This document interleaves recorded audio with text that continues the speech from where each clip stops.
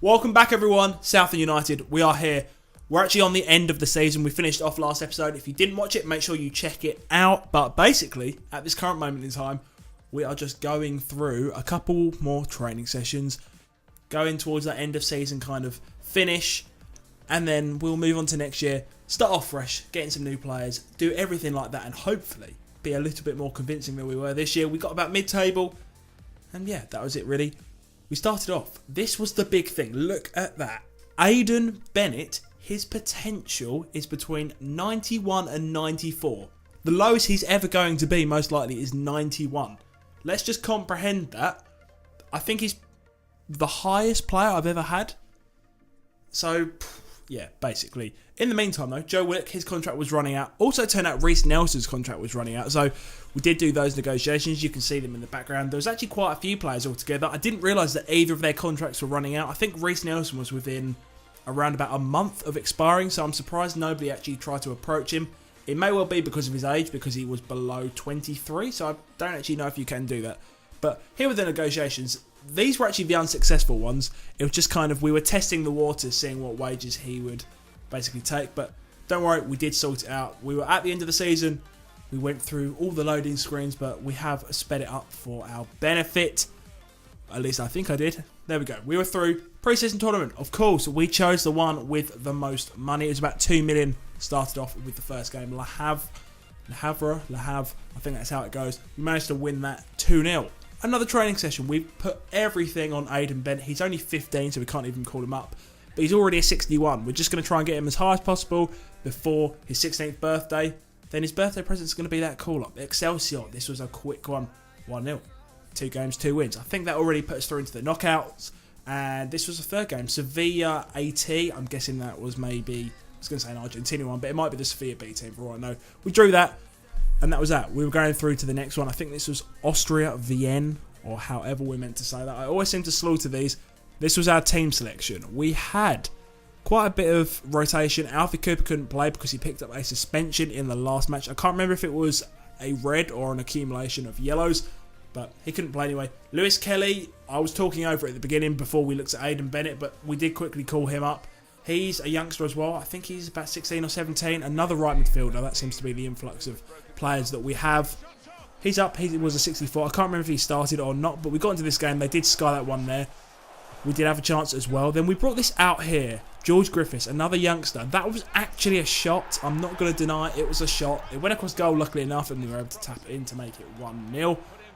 We still had our fair share of chances. McGlashan was there. I don't know if Nelson or Nketiah started. I think they didn't for fitness reasons, but we kept on having opportunities. We couldn't pull anything out of the bag. Then all of a sudden they started hitting back at us. Didn't have the best first half, but they were able to kind of push back on us quite a lot. Stepped away from his man, scores the goal. That made it 1-0. We were really up against it at this point. Then all of a sudden they come through again, literally run through the whole of the midfield. Sky it, but the chances kept on coming for them. We just broke down really. Our players weren't great. Again, stepped away from our defender. They actually made it 2-1, and not going to lie, that was the end. We were out. We got knocked out in our pre-season tournament. We didn't get 2 million. We could have got 2.5 million here if we decided to sell Joe Willock, but we didn't. It's not really anything I'm interested in. We're still training him up. He's still making very good progress. Nottingham Forest put that offer in. I wasn't interested. Jadon Sancho next. That is the man we were talking about. I thought, we've got Reece Nelson. Jadon Sancho on the other flank would be incredible. We agreed a loan deal. However, later on that was rejected. We moved on to search for some more players. Quite a few that we've already looked at before. You can still see my list from last year. Ampadu was on there as well. Maitland-Niles, I thought that could have been a possibility. Maybe on loan. Also Ryan Sessegnon, but it turned out he had moved. And they didn't want to loan him out. So that didn't happen. Declan Rice, I thought about him as well. But it turned out his wages were just incredibly high. I decided to delegate basically all of these. I think it was Sancho, Declan Rice and Ainsley Maitland-Niles. We delegated all three to see what would happen. It turned out that Maitland-Niles came back. They just declined it altogether because they didn't want to get rid of him. Sancho, I think there was the same. And Declan Rice, they did actually accept it, which we will see in a bit. But like I said, his wages, I think, were around 20, 30, maybe even 40,000 a week. So realistically, they're not going to let us pay any less than 50%. And I can't actually remember that. I can't see on the screen. But I didn't want to have any of that, so we didn't go for it. We decided to go for Ampadu instead. We do need to get our own centre-backs because we do have Mavropanos, Kin, and other than that, not really too much. We agreed a deal here. I think it was $1.5 million, then we went through to contract negotiations. $10,500 a week did seem like quite a lot, but we went with it for the moment. He joined up, and he was part of the team. I would say if you guys had a keen eye, you would have noticed this, but obviously we're only doing it now.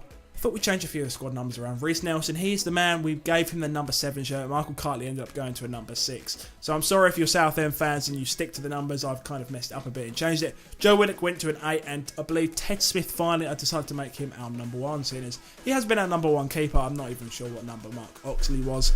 His contract was running out at the end of last season, but we did renew it for maybe 1 more year just to keep him on the books at the moment in case anyone gets any injuries. But enough of me chatting. We got straight into the next match. This is a very, very quick one. Nothing happened. We couldn't break through the defence until the 60th minute of the game where Reece Nelson managed to do that. He was a sub as well, I think, in that one. So he managed to get that there. Him and Nketiah made the difference.